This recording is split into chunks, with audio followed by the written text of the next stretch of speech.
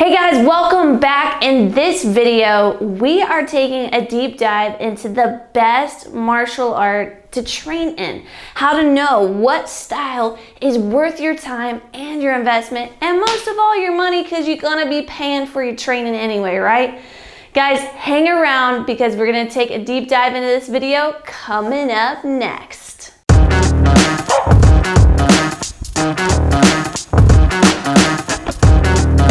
Hey everybody, welcome back. My name is Jennifer Waters.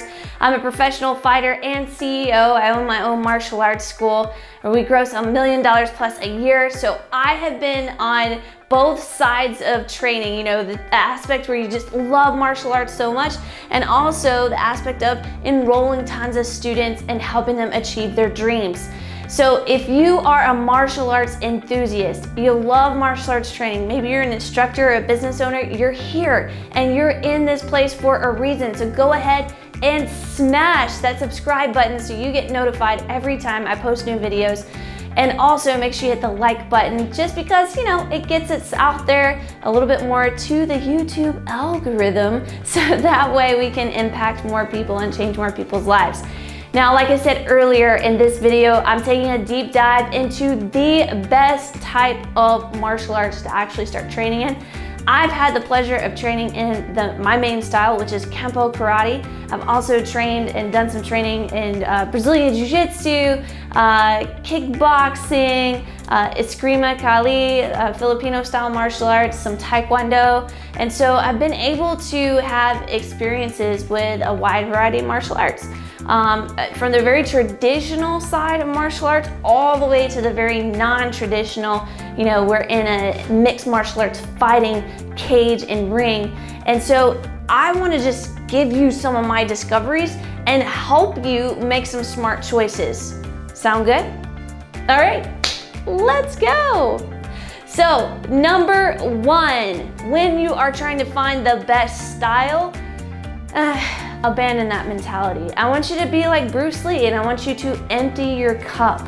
You know, sometimes we come into things with some preconceived notions about it has to be this way and it has to be like that because so-and-so said this and so-and-so said that. No, it actually doesn't. I think you should always start with the end in mind. Like, what are your goals? If you're like scared for your life and you really want self-defense, like you should go find a style that specializes in self-defense. You know, if you are thinking, you know what, I really want to go, I want to be a fighter, I want to go compete, well then you should find a style that allows you to do that, like kickboxing or competitive jiu-jitsu or MMA or sport karate, like all of these things, or even Taekwondo. You know, all of those particular styles, they have competitive arenas all over the United States, all over the world that you can go and compete in. So starting with the end in mind, in my opinion, is a way better way and method to go find the best style of martial arts. Now, I also am going to tell you that beyond finding the best style of martial arts, I think what's even more important is finding the best environment. Like, let's say you're trying to train, you know, get a training environment for you, and let's say you want to go compete. Well, if you go to a gym that focuses on just the few that are the best in the gym, and they don't focus on training everybody where they're at in their particular journey of martial arts, you're gonna find lots of people that are not gonna spend a whole lot of time with you, and it's gonna make you feel bad. And when you feel bad, you don't perform and train at your best. You wanna go somewhere where, one, they're inviting and they're welcoming, and number two, they can train you where you're at. So if you're a beginner, they can train you as a beginner, and you're not gonna get overwhelmed. You also want to look for an environment that's safe. Like, are they using modern training methods?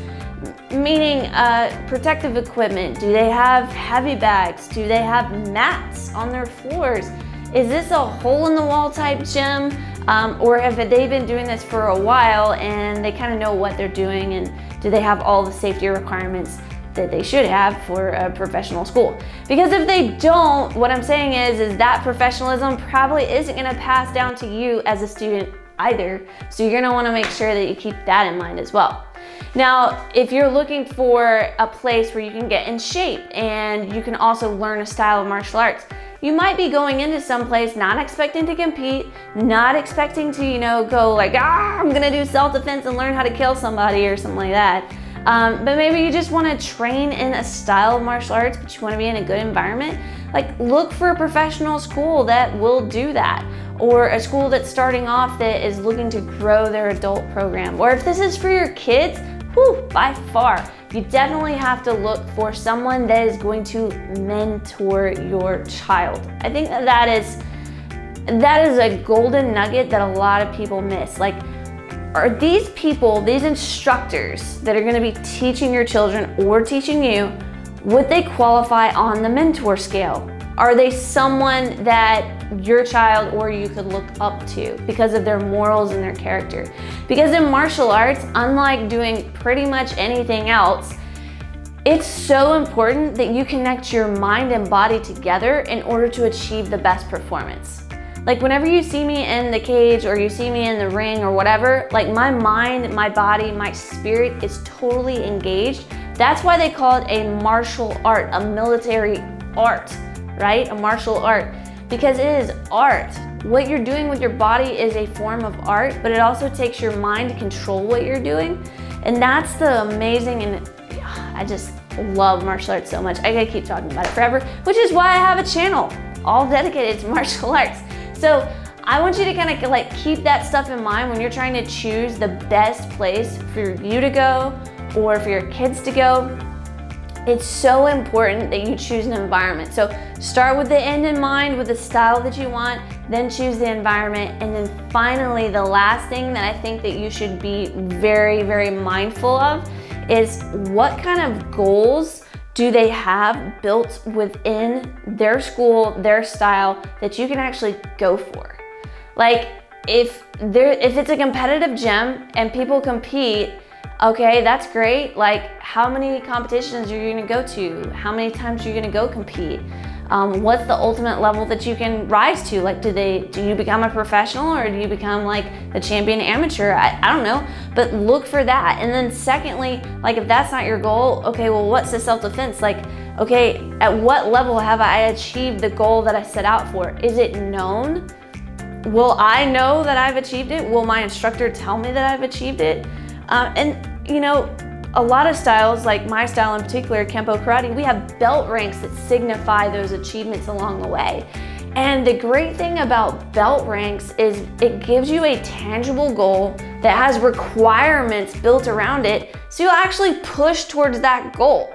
Those requirements for competing might be going to strength and conditioning twice a week and getting in the gym 3 other days a week. I don't know what your gym is gonna do, but like, you gotta have some requirements. So hey, here's what I want you to do. If you are already involved in a school, let's show some love in the comments. Drop your school's name down below in the comments for me. I would love to show some love to you and to them. So drop the name of your school, your gym, your club in the comments. Would love to know where you're currently training. And if you're not training anywhere, this may be a great way for you to kind of browse through the comments and start looking at some other schools that are available maybe in your area that you could go start training at. Final point that I want to get to when you're choosing the best style of martial arts is don't be limited. So in other words, when you start training in that style of martial arts, that's great. But once you've started going down that journey and learning that particular style, don't limit yourself and go, well, there is no other style of martial arts I'm ever going to learn. I feel like that's very much like being closed-minded.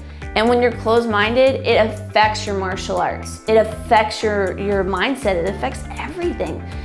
To have an open mind is to allow yourself to go, hey, there is someone somewhere that can do this better than I can. How could I learn and adapt it for my own style?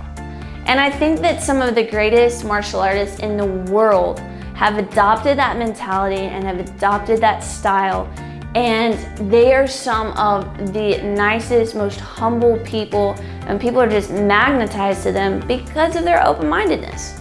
And so that's what I would encourage all of you to do as well. So hey, if you haven't done it already, hit that subscribe button And we'll be coming back with more videos just like this. You can check out some of the other videos on the channel. Don't forget to drop in where you currently train. I'll see you guys on the next video.